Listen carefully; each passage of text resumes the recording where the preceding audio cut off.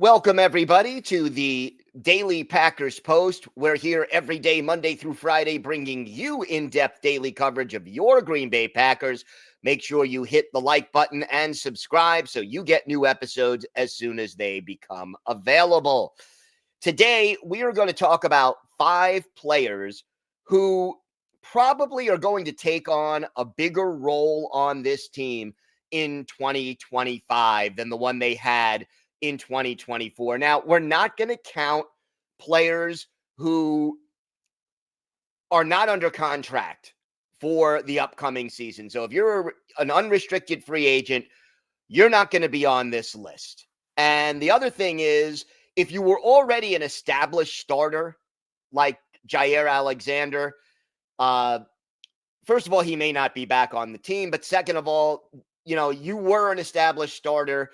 The fact that you got injured, if Jaire does indeed return to Green Bay, he'll be a starter again if he stays healthy. Guys like that, not on this list. Coming in at number 5, we have linebacker ronhopper. He was a third-round pick of the Packers in 2024. He played all 17 games for Green Bay, but only played 18 snaps on defense. And the Packers were really high on Hopper's athleticism. He's got good speed, but they brought him along slowly. He did apparently make a lot of rookie mistakes that, position-wise, the team just wasn't ready to have a lot of confidence in putting him out on the field on defense. And he ended up making 9 tackles as a rookie. Most of his action came on special teams. But remember this. Both Isaiah McDuffie and Eric Wilson are unrestricted free agents this offseason. You don't draft a guy in the 3rd round without the intention of having him on the field. So we'll see, but I'll tell you this. If the starting linebacker trio next year is ronhopper, Quay Walker, and Edgerrin Cooper, that's 3 really fast guys, and it really does give defensive coordinator Jeff Hafley the opportunity to do some different things. Coming in at number 4 is defensive end Brenton Cox Jr. Cox had the talent to be, I would say, either a day 1 or day 2 pick in the NFL draft, but some of the off-the-field issues that he went through in college prevented that from happening. He ends up being an undrafted free agent. The Packers take a chance on him. And until the Packers traded Preston Smith at the trade deadline this past year, Cox almost never saw the field on defense. Well, he ends up being in the rotation after Smith is traded, plays the last 7 games, and records 4 sacks, 7 quarterback hits, and forces a fumble. And to me, here is a guy who has paid his dues, took that step back, reassessed, has been exemplary off the field, and seems to be on the upswing on the field. That talent is still there. Now, he was on the field for 35% of the Packers' defensive snaps in those final 7 games. I think we can get that number up to 50, and there is even a possibility that Cox could win a starting job opposite Rashawn Gary, depending on the free agent and draft moves that GM Brian Gutekunst ends up making. Coming in at number 3 is Luke Musgrave. Musgrave, injuries have kind of derailed or hampered him in the first 2 years of his career. He was the starter in 2023 until he got hurt. Tucker Kraft came in. Kraft won the starting job in training camp this year, and then injuries again, kind of shutting down Luke Musgrave. He played in 7 games, although he was limited in some of them, only caught 7 passes for just 45 yards last year. When he's healthy, Musgrave has the ability to stretch the field, which not a lot of tight ends do. And you add to the fact that Christian Watson is not going to start the season on the active roster after he suffered that bad knee injury in the regular season finale. You need someone who can stretch the field. I think there is room for Musgrave and Kraft to be on the field in some two tight end situations where, Kraft is the ideal check down, short passing guy. Musgrave can kind of be the Jermichael Finley kind of a guy who can get deep and force defenses to account for him. I think we can see a larger role for Luke Musgrave if he stays healthy in 2025.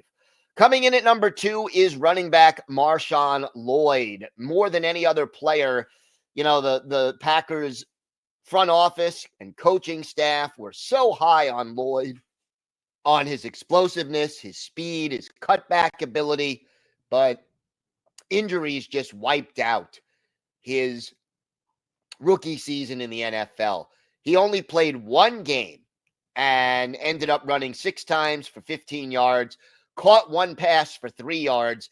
He's a third-round draft choice out of USC, and you just have the feeling that Matt LaFleur and Brian Gutekunst are just excited about the possibility of having Josh Jacobs be spelled by Marshawn Lloyd and giving the Packers an amazing 1-2 punch on offense with the running game and catching passes out of the backfield next season. And that's not to disparage the strong performances by Emmanuel Wilson and Chris Brooks this past year, but I think Marshawn Lloyd is he may even benefit from being able to practice and be with the team for a year.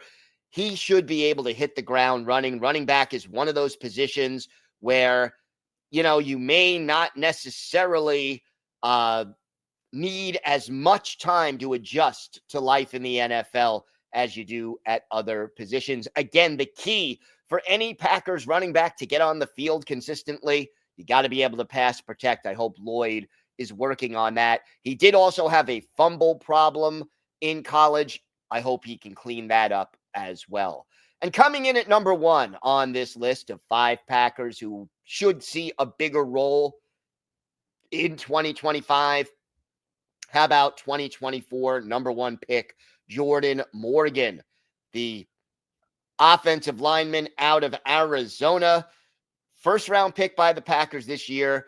He was a left tackle in college. They moved him to right guard, so he's not just switching sides of the field. He's also moving from the perimeter to the interior offensive line.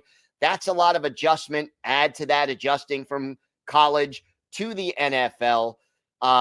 He can play tackle in a pinch, but scouts think because of his arm length and skill set, he's a little better off at guard in the National Football League. And again, injuries, a shoulder injury especially, slowing down Jordan Morgan. He played 6 games, started only 1, and that was when Elton Jenkins moved to center for 1 game when Josh Myers was injured, and they moved Sean Ryan over, and Jordan Morgan was inserted in at one of the guard spots. Other than that, in the 6 games that he played, the other 5, he alternated series with Sean Ryan, much like Ryan did the previous season with John Runyon Jr. I think with Josh Myers as an unrestricted free agent who may or may not be back, you could see Jordan Morgan battling for one of those starting spots along the Green Bay offensive line. And I think, again, the Packers are high on his potential, and we will see more Jordan Morgan next year. But the caveat, of course, is he needs to stay healthy in 2025. So those are our 5 picks.